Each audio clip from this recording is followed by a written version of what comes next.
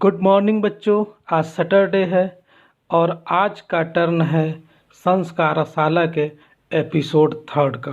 तो आज के इस एपिसोड में हम बात करेंगे अनुशासन मीन्स डिसिप्लिन की। बच्चों, डिसिप्लिन ऐसा वर्ड है जो आप लोग हमेशा स्कूल में टीचर्स के द्वारा सुनते चले आए हैं। तो आखिर डिसिप्लिन है क्या चीज़? अगर सीधे शब्दों में कहें तो स्वयं पर स्वयं का शासन, यही है अनुशासन, यही है डिसिप्लिन। अनुशासन यानी डिसिप्लिन ही तो है जो असफलता और सफलता के बीच की दूरी है।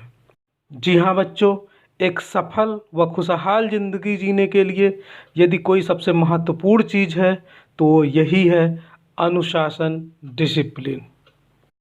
अनुशासन का मतलब स्वयं के प्रति कठोर हो जाना या स्वयं को सीमित कर देना नहीं है। अनुशासन का अर्थ है आत्मनियंत्रण, सेल्फ कंट्रोल। मीन्स अपने आप को गलत कार्यों को करने से रोकना, अपने आप को बहाने बनाने से रोकना, अपने आप को कामों को टालने से रोकना।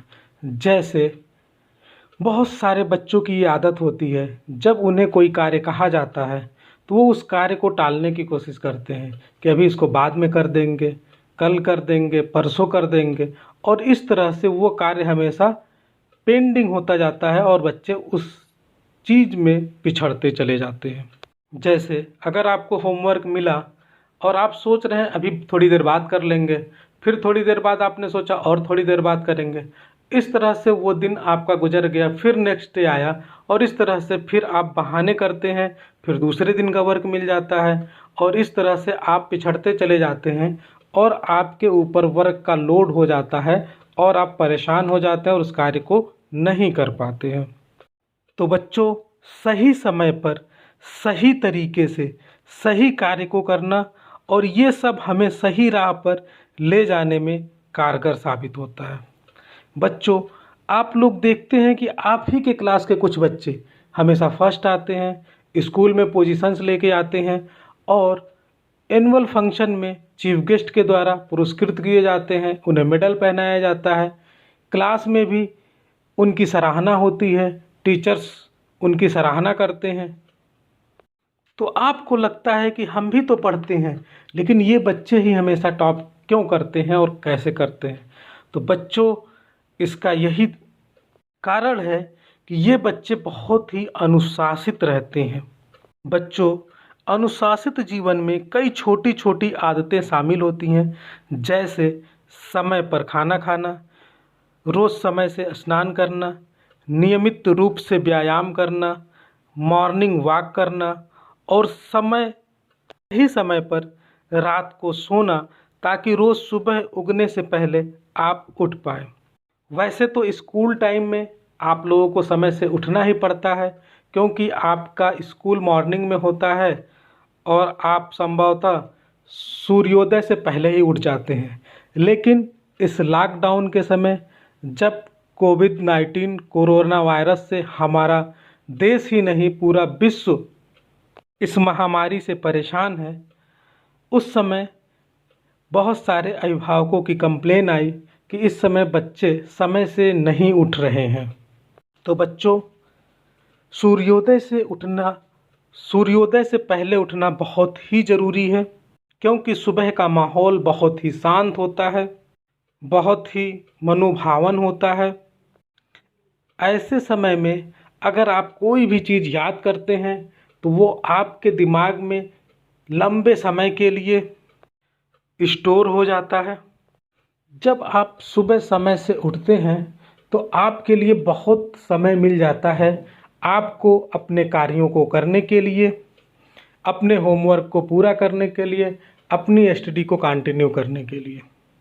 लेकिन वे बच्चे जो सूर्योदय के बाद उठते हैं, समय से नहीं उठते हैं, उनके लिए हमेशा समय का अभाव रहता है और वे अपने वर्क को समय से नहीं कर पाते हैं और लगातार पिछड़ते जाते हैं और चिड़चिड़ापन उनके अंदर आता रहता है।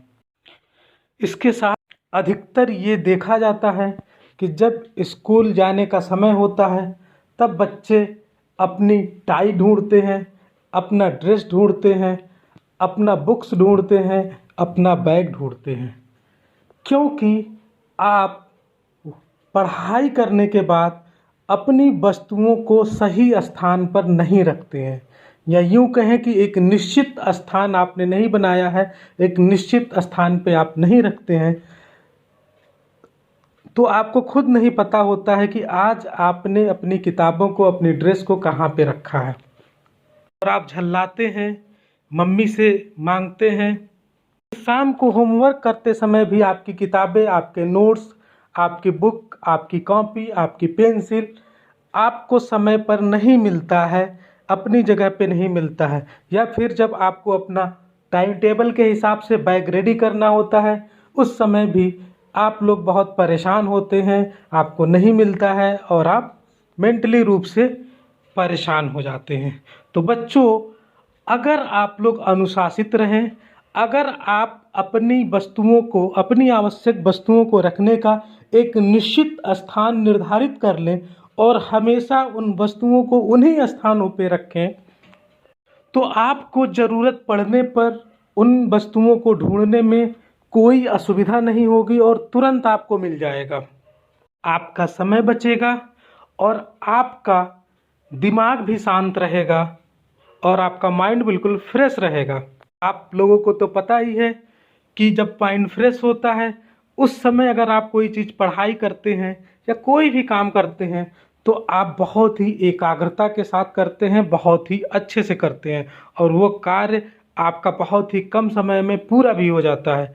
जो आप लर्न करते हैं वो बहुत आसानी से लर्न भी हो जाता है।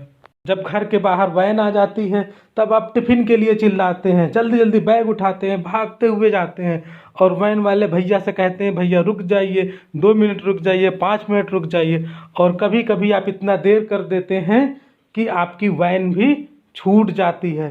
तो ऐसा क्यों ना हो कि आप वैन आने से पहले 5 मिनट पहले अपने स्थान पे खड़े रहें और आप वैन आने का इंतज़ार करें। खुशी खुशी स्कूल जाएं। जब आप खुशी खुशी स्कूल जाएंगे, बच्चों से मिलेंगे, तो आप दूसरों को भी आप हैप्पीनेस बांटेंगे, क्योंकि आपके पास जो रहेगा वही बांटेंगे। अगर आप सैड रहेंगे तो आप अपने फ्रेंड से मिलेंगे तो मुंह उतरा उतरा रहेगा, तो एक नेगेटिव एटमॉस्फेयर क्रिएट होगा आपके फ्रेंड सर्किल में। आप क्लास में भी अच्छे से पढ़ाई नहीं कर पाएंगे। तो इसलिए सुबह से ही अगर आप बिल्कुल अच्छे माइंड से स्कूल जाते हैं तो आपका परफॉर्मेंस स्कूल में अच्छा होगा और आप अच्छे से पढ़ाई कर पाएंगे। तो बच्चों, बस आज यही सारी बातें कहनी थी। फिर मिलेंगे तो आप लोगों से फिर और सारी बातें करेंगे, अभी इसी अनुशासन पे ही। तो आप लोग इस लॉकडाउन में घर में रहें, सुरक्षित रहें, अपने पेरेंट्स की बातें माने, घर से बाहर न निकलें, घर के बाहर न घूमें। माना कि ये समय बहुत कठिन है, आप लोगों को घर में रहना बड़ा ही मुश्किल है, क्योंकि कहते हैं बच्चे बानर एक समान, और आप लोगों को खेलना कूदना बहुत पसंद है। लेकिन बच्चों, इस समय बहुत ही पेशेंस रखने की ज़रूरत है।